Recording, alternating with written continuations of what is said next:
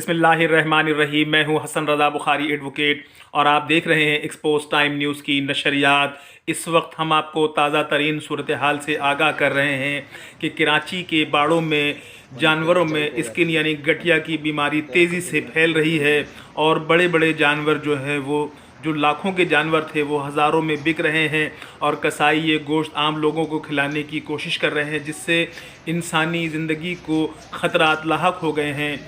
وزیر life stock اس طرف فوری توجہ دیں اور ان جانوروں کے علاج معالجے کے لیے سہولتیں فراہم کریں، ورنہ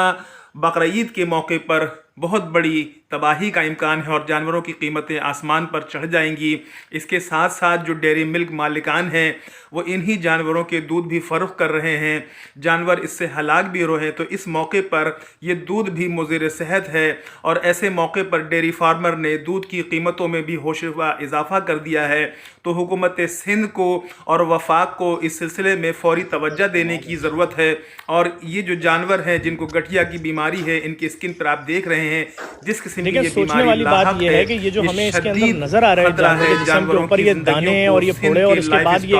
گل رہے ہیں، اس کے بعد جسم میں پس پڑ رہی ہے، ناک کے اندر پس پڑ رہی ہے، یہ گوشت جب ہم استعمال کریں گے یا ہمیں یہ گوشت اگر کہیں سے کٹ کے ہم تک پہنچے گا تو اس کے کیا نقصانات ہیں، اس کے اوپر کوئی کیوں نہیں روشنی ڈال رہا ہے اور ہمیں آگاہ کیا جائے کہ یہ جو اس کا گوشت استعمال ہو رہا ہے اور یہ کیسے روک تھام ہوگی۔ اس کا انجیکشن جس کی مارکیٹ میں آواز ہے شاید پہلے 1.5 لاکھ کا تھا، 10 گائے کو لگ رہا تھا، اب شاید وہ 70-75 ہزار کو، کیسے پابند کیا جائے گا ڈیری فارمز کو کہ وہ ہر حال میں یہ انجیکشن لگوائیں، اور یہ گوشت کس طرح سے روکا جائے گا ان جانوروں کا کہ اس کو کسی بھی طریقے سے روکا جائے کہ یہ عام کرتے ہوئے ویکسینیٹ کریں ان جانوروں کو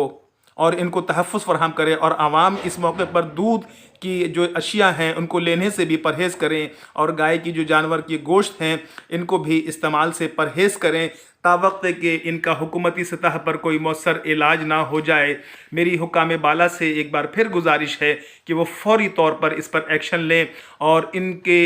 حوالے سے کوئی فوری فیصلہ کرے۔